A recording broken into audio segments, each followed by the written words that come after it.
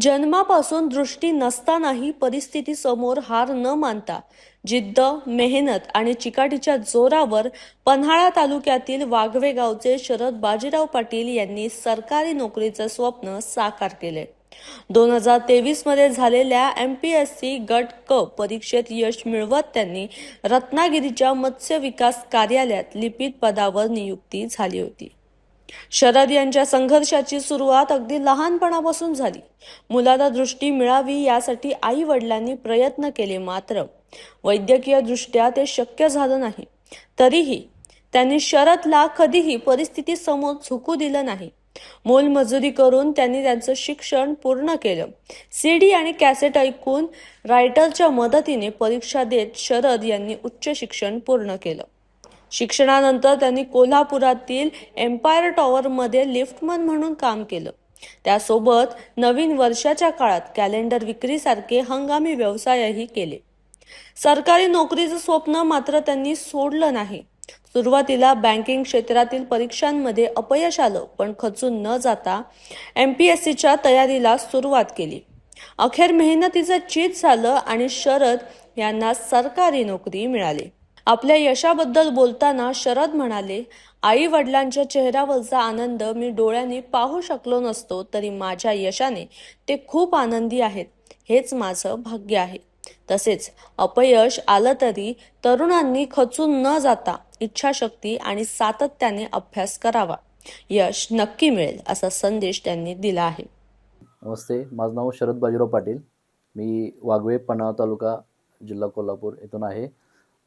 गेली बरेच वर्ष मी स्पर्धा परीक्षा देत होतो. पहिला बँकिंग करत होतो, त्यानंतर मी MPSC या क्षेत्राकडे वळलो आणि MPSC 2023ला मी पहिली दिली आणि त्याच्यातूनच माझं सिलेक्शन झालेलं आहे आता मत्स्य विकास रत्नागिरी कार्यालयामध्ये लिपिक म्हणून.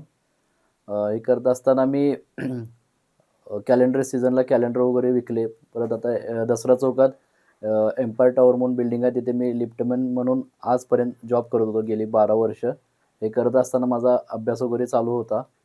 आत्तापर्यंत मी हे सगळं करून अभ्यास करून हे यश मिळवलेलं आहे. त्यासाठी मला एम्पायर टॉवरच्या सर्व इथल्या लोकांनी पण खूप सहकार्य केलं. त्याबद्दल मी त्यांचे आभार मानतो आणि आज खरंच बरं वाटतं. माझं एक स्वप्न होतं की निदान आपल्याला अंधत्वावरती मात करून आपल्याला स्वतःच्या पायावरती उभं राहायचं आणि एखादा गव्हर्मेंट जॉब मिळवायचं हे माझं स्वप्न होतं. आणि आज MPSC मी पास झाल्याबद्दल मला खरंच आनंद होतो आहे. माझ्यापेक्षा माझ्या आईवडिलांनी माझ्यासाठी पण खूप कष्ट केलं आणि त्याचं चीज झाल्याचं मला आनंद होतो आहे.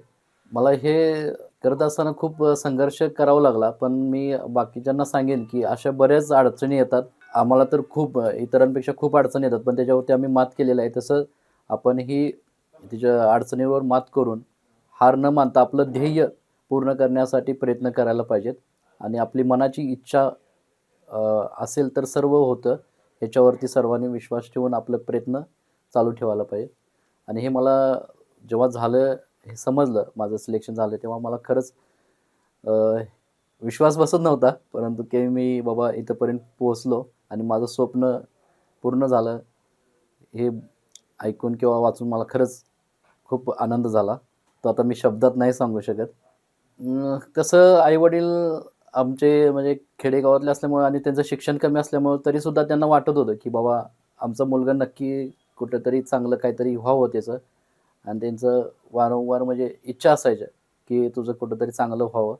आणि कालपासून मी त्यांना हे समजलं तेव्हापासून मी डोळ्याने त्यांच्या चेहऱ्यावरचा आनंद बघू शकत नसलो तरी त्यांचं बोलण्याच्या हावभावावरून मला लक्षात आलं की ते खूप खुश आहेत. आणि हेच माझ्यासाठी खूप मोठं भाग्य म्हणेन मी माझं, की माझ्या आईवडिलांना मी हे दिव्यांग असूनसुद्धा मी माझ्या आईवडिलांना खुश ठेवू शकलो आणि भविष्यात त्यांना मी असंच खुश ठेवण्याचा प्रयत्न करेन. मुलाने केलेल्या कष्टाचा चीज झाल्याने आई वडीलही भावूक झाले. शरदच्या यशाचा अभिमान असल्याच्या भावना त्यांनी व्यक्त केल्यात. लहानपणापासून ते काय आम्हाला माहिती होती अंध आहे, पण ते डॉक्टरने काय ते हे केलं नव्हतं. आम्ही स्वतःचा डोळा देतो म्हणून सांगितलं डॉक्टरने. तरी पण ते म्हणजे त्या दृष्टीच त्यांना नाही, रक्तवाहिन्या वाळल्या हे झालं. म्हणजे ते काही चालत नव्हतं म्हणून आम्ही ते सगळं नादच बंद केला दवाखान्यात. हाय असं काय असेल तसं असं तर आम्ही चालवलं. नोकरी जे जातं त्यांचं त्याच्या पायावरच ते हे केलं उभा राहिला. त्यात आम्हाला चांगलं ते चांगलं वाटतं आता. हाय आम्ही त्याला काय हेच मान नाही, आम्हाला असा आनंद आहे ह्याला कसं आम्ही करावं असं काही नाही. हे आमचं हाही आमचं नशिबाला काय घडलं ते हाही चांगलंच म्हणून आम्ही त्याला सांभाळतो. शरीर जलमताच अंध होता, डोळे 4 तास उघडले नव्हते, तरी पण आम्ही दवाखान्यात दाखवलं. 2 महिन्याचं होतं तेव्हा आम्ही सांगलीला घेऊन गेलो, मिरजेला घेऊन गेलो. तिथं सांगितलं 12 तासाच्या आत आणायला पाहिजे होतं. तरी त्याला आम्ही शिक्षण पूर्ण केलं. नोकरीची जरा आम्हाला ही होती पूर्तता ती मिळाली, त्याचं चांगलं झालं.